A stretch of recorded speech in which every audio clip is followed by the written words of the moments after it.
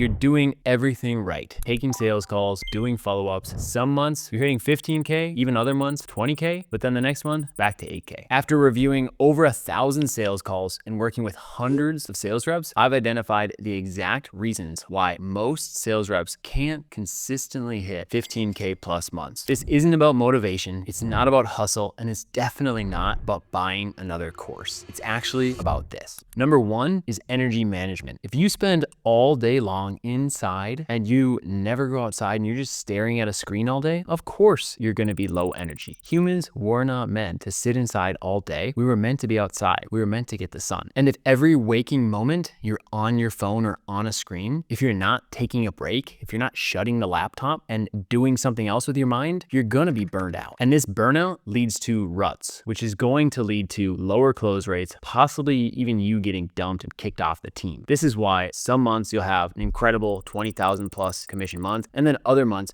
you'll fall back down. You'll be feeling that burnout and you'll be hardly able to close a deal. So common signs of lack of energy management is after lunch, when you just wish the day was over. When you look at your calendar and you're saying, oh my gosh, I still have 4 more calls left today. That's a clear sign that you are not taking care of your body. And of course, you're going to notice this in your close rate, in your commissions. So here's what I've found that works the best for managing your energy. Number one is to pull out a calendar and jot down what the perfect day would look like. Figure out when exactly you take sales calls, when exactly you do energy giving activities. And so these energy giving activities could be breath work. They could be going out into the sun. They could be reading your Bible or whatever spiritual text you're interested in. They could be talking to a friend or having an uplifting conversation. They could be going outside and grounding. They could be working out. There's so many different things you can be doing to gain energy. My guess is you're not putting enough of these intentionally in your day. So schedule these in your day, figure out when you're gonna do them. Ideally, I recommend no phone, get outside, have an energy maxing ritual, maybe do some breath work, definitely do some meditation. Number two is gonna be just failure to follow up. If you are consistently taking 6, 7, 8, even 9, 10, or 11 calls per day, you need to have a system for following up. Now, you've probably heard that some prospects take 5 follow-ups before they close. This is gonna depend on the industry you're in, but you need to be following up. So use a note taker, something like a Fathom note taker, so you can get the exact summary and know what went on during the call. You can even take these notes, pop them into an AI, and use prompts to ask the AI, why did this not close? From there, you can send value-based follow-ups, and you can even mostly automate this process, but you need to be staying on your follow-ups. What I recommend is you send an email that recaps where their challenges are, what the next steps are, and if you have a call booked. The next thing that you're gonna do is add them to a separate spreadsheet, probably outside your CRM, that is gonna be your hot follow-up list. And you can label these as piping hot, like they're for sure gonna close, hot, warm, and then who knows. Obviously, you're gonna spend most of your time on the piping hot and the hot leads. So these you can put into a power dialer, and then every time you get a no-show, you can hit the power dialer, crank through those, give the person a call to figure out where they're at and if they're ready to move forward. Now, the next thing is, obviously we don't wanna sound needy on our follow-ups, so we wanna make sure we're leading with value. This is why it's so important to know the exact reason the person didn't follow up, and then also to know something personal about them. For example, if they told you their wife's name or their daughter's name, or if you built some kind of rapport around what their dog's name is, anything that has to do with them personally and their situation, having that in your follow-up email is going to go a long way. It's going to show that you care. Now, the next way that you can personalize is actually creating a personalized Loom video for them. So I recommend when you get that no-show, unless you're just hurting so bad from not having enough energy, like I talked about before, you need to get outside, start doing personalized follow-ups. Here's where you can do a Loom video. You can start on the person's profile page, if they have a website, if they have a social media, and you can title that Loom video for Jeff, or whatever their name is. So now they know it's personalized. You took the time to do this exactly for them. Now you'll send out that video, you'll explain how and why this could be a good fit for them. And if the person was a very analytical person, perhaps you even throw in some numbers. So make the follow-up hyper personalized and expect that you may need to follow up 5 to 7 times. The next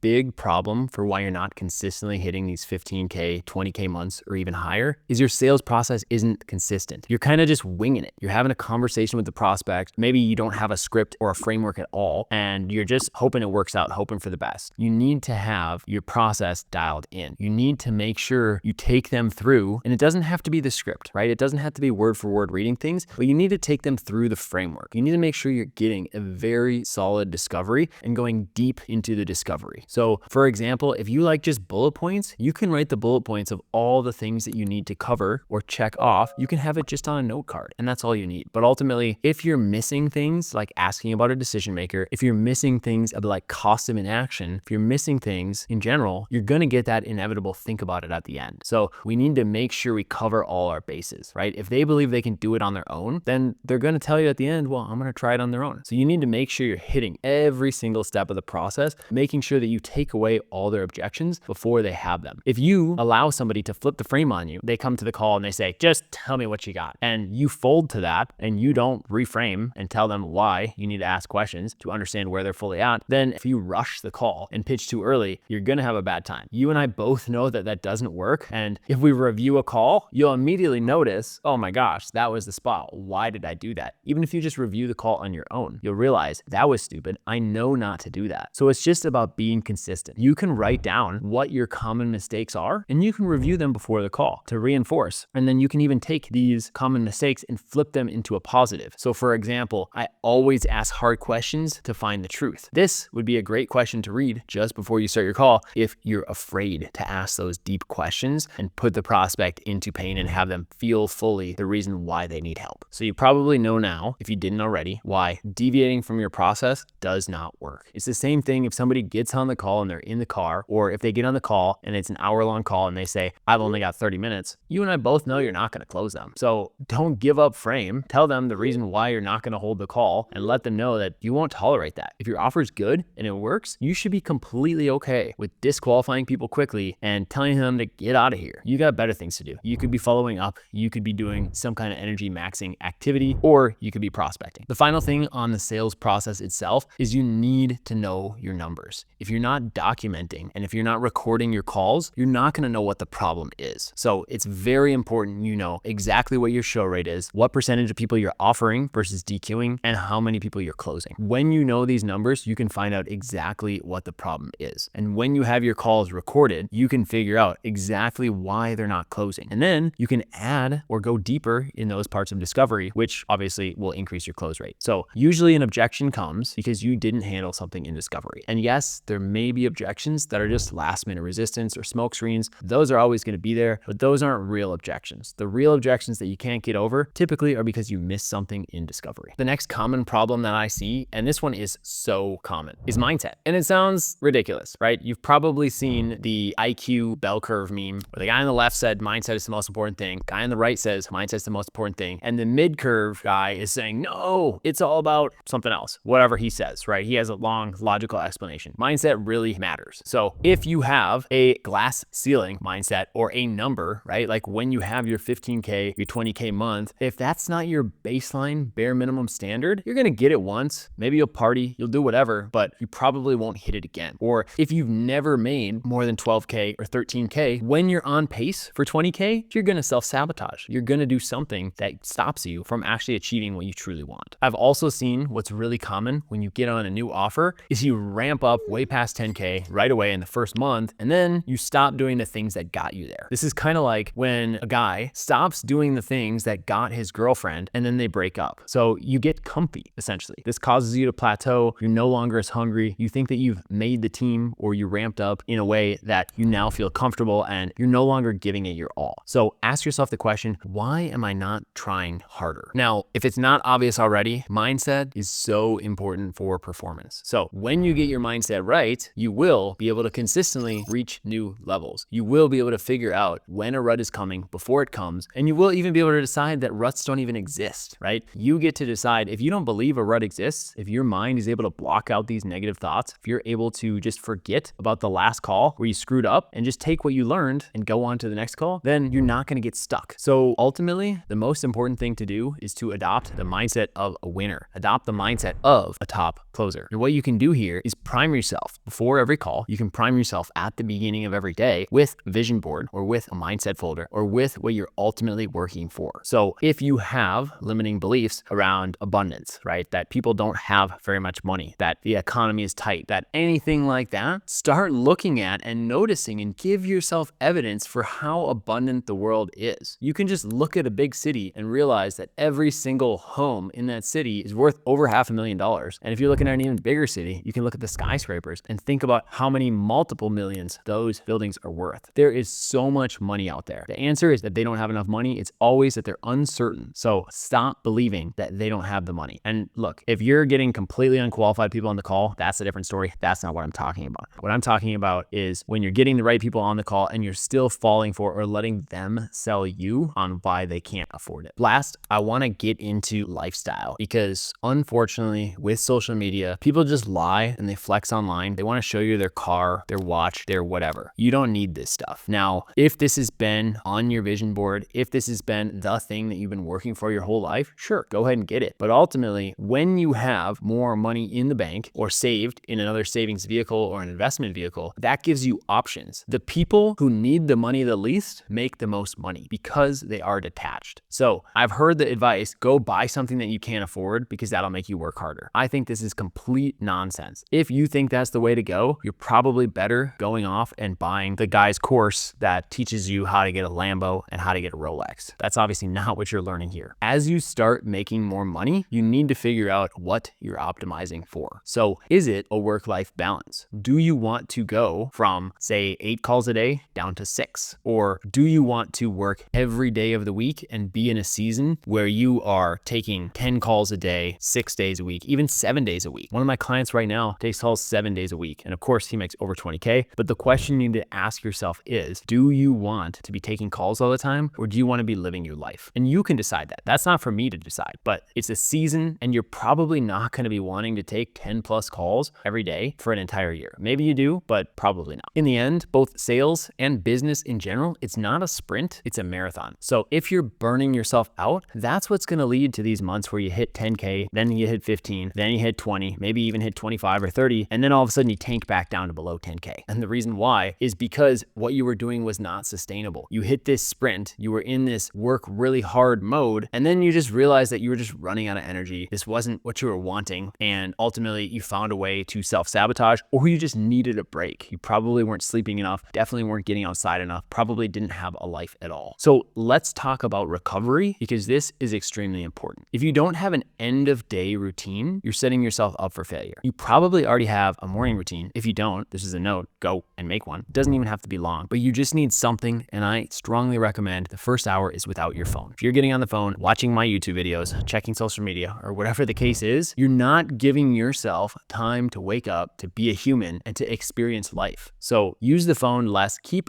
track of how much you're using your phone each day, and maybe even set a goal. How can I get my phone screen time below 2 hours a day? And honestly, 2 hours per day is still 1 month out of the year. It's still an incredible amount of time if you think about it on a long scale. And if you're asking, what can I do to recover? Couple main obvious things. Think about, what did humans do 200 years ago? Go outside, go for a walk, lift heavy stuff. Also, breathing exercises doesn't fall into that category of what humans maybe did hundreds of years ago, but you can start super easy with like a Wim Hof breath. You can search the Vortex breath by Nick Sweeney, incredible breathwork exercise. You can find all kinds of breathwork online. Breath of Fire is a Kundalini meditation practice, incredibly powerful. You need something to get out of your thinking mind and back into your body. So find things that give you energy. You can just write down a list of, these are the top 10 things that when I do them, I get more energy. And then you can write down a list, these are the top 10 things that drain my energy. And then look at your day, look at how many of each you've done, and figure out, how can I replace the energy draining things with the energy giving things? As I mentioned before, business and sales is a marathon. It's not a sprint. You shouldn't be trying to push as hard as you possibly can just to hit 20K per month, especially if that means that you're going to be burned out and you're going to drop back below 10K the next month. Look, making 15K in a month is not that hard, but doing it consistently, time and time again, that requires addressing these fundamental issues. Start by picking one area that we covered today and master it. Then move on to the next. That's how you build consistency. Thanks for watching. If you like these videos, subscribe. It helps the algorithm, and I'll see you in the next one.